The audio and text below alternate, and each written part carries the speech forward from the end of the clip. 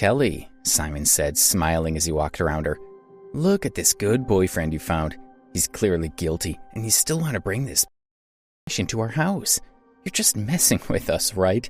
And the family thinks so much of you. Do you really have the courage to face our family with a boyfriend like that?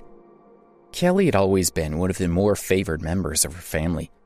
When she had grown up, she had been given an important position in the family business, and she was valued and loved. Because of this, some of her cousins resented her, including Simon, who was taking advantage of this opportunity to hurt her.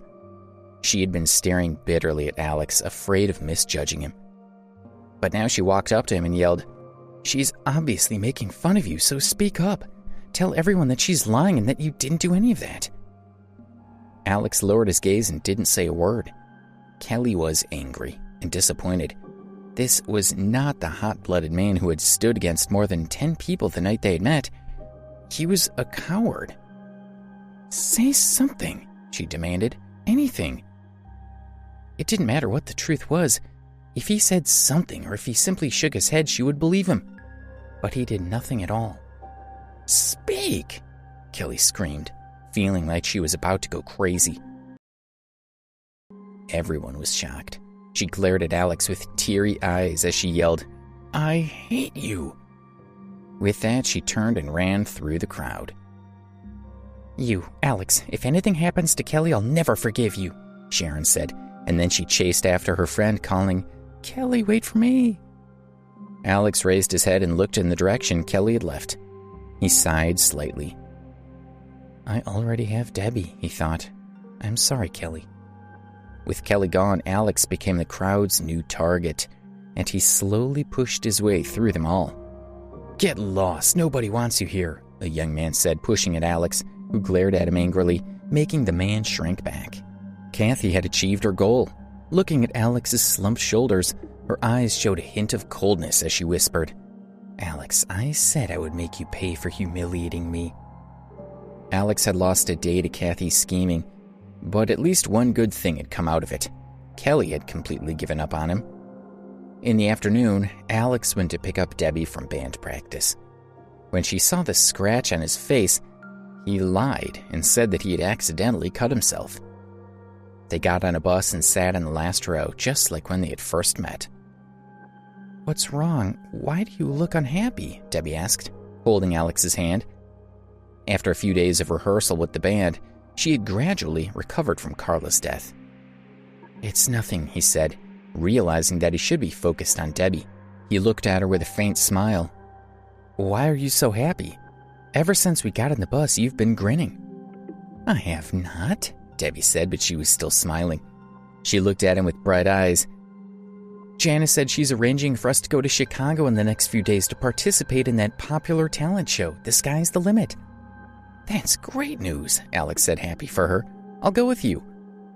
"No need," Debbie said. "Janice said we'll be rehearsing while we're in Chicago. She has a lot of plans for us, and it might take several days." She stared into his eyes and said seriously, "You should stay at school and study hard. There's nothing you can do anyway, and I can take care of myself." "Okay," Alex answered, deliberately dragging it out. "But I'm afraid that once you get to Chicago, other men will snatch you away. After all, a big city like Chicago is full of handsome rich men. Well, I'm just from Preston University." Debbie laughed. She glanced at Alex, giving him a fake arrogant look, and said, "And now you realize how important I am? As for whether I'll be stolen away, that'll depend on you. If you treat me well enough, then I won't notice any other men when I'm there." With that, her lips twitched and she stifled a giggle. Alex smiled at her and began to massage her shoulders, and she smirked as if her evil scheme had succeeded. "Are you comfortable?" he asked. "Just so." "Then when you get to Chicago, will you close your eyes so you don't see other men?" "I might close one eye," she teased. "Only one?" he asked, grinning as he continued to massage her. "How about this? Will you close both eyes now?" "Maybe 1.5." 3 days later, Debbie, Janice, and the other members of Dream Chasers boarded a flight to Chicago to pursue their dream. Alex, who was back at Preston University, added Chicago to his phone's weather forecast. In the cafeteria, he ordered a plate of spaghetti, took it over to a table, and sat down. Just as he took a bite, he heard a sweet voice ask, "Can I join you?" He looked up and saw Kelly standing in front of him. She was wearing a blue and purple print top and a pair of cobalt blue shorts, making her look really pretty. Kelly put her hands behind her back and looked at Alex with a gentle smile. "Oh," Alex said. A strand of spaghetti fell off his fork and back onto the plate. The last time he had seen Kelly, she had been disappointed and angry at him. After she had hit him, she had run away. "You're wondering why I'm here when I was so angry at you before, right?" Kelly asked, sitting across from him. "To be honest, I was furious at the time, and after I got home, I cried for ages. After what Kathy said, I felt that you weren't at all like the man who saved me that night." She looked into his eyes. "But when I woke up the next morning, I felt much calmer." Alex merely stared at her. "I believe that Kathy was telling the truth," she said. "But I also think it was mixed with exaggeration and lies. You were so determined to reject me that day, and I don't believe that you would beg her to take you back. Those messages you sent were quite normal when you were in a relationship. As for when she said you tried to get her drunk in the bar and then take her to a room—" "Maybe I did," Alex interrupted in a low voice. "No, I don't believe that," Kelly stated, watching him closely. "That's up to you," he said, glancing at her. "But as he said before, I promised to pretend to be your boyfriend at that party, and now it's over." No matter how she felt about him, he wasn't going to date her for real. "I'll go back on my word," Kelly stated, not beating around the bush. Alex didn't know what to say. He looked down and started to eat his spaghetti. He would never again believe anything Kelly said. No matter what, he would simply pretend he didn't hear her and that she wasn't there. "Alex, are you angry?" she asked, lowering her head to try to make eye contact. Alex concentrated on eating his meal. What did she expect him to say? "Alex, please don't be angry at me," she said, reaching out to touch his shoulder. She didn't expect his reaction. With a wave of his hand, he shook her off. "Ow!" she yelped with pain. "What's wrong?" he asked.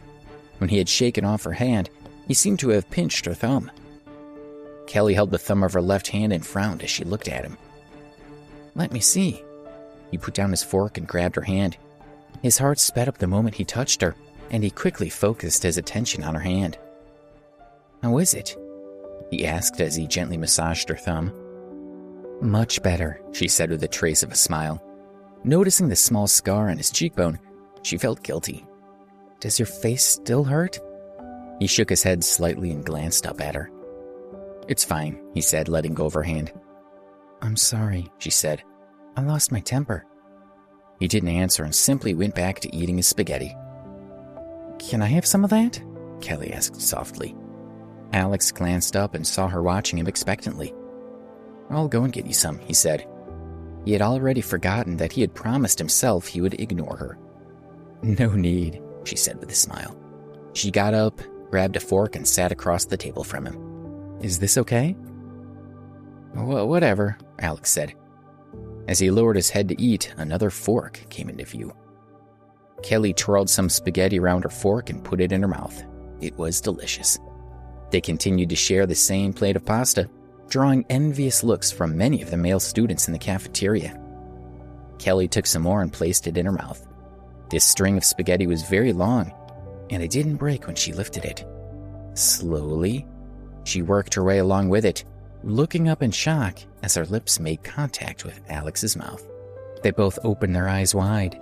Alex's face turned red with embarrassment, and he quickly bit off his end of the spaghetti strand. He jerked his face away from her. "I'm sorry," he said. Seeing Alex get flustered, Kelly couldn't help but laugh sweetly. Alex was stunned. Kelly's laugh was extremely charming, and before he knew it, he had a silly smile on his face. Please subscribe to the Pocket FM YouTube channel and press the bell icon for instant notification. Check out our channel for more such exciting shows.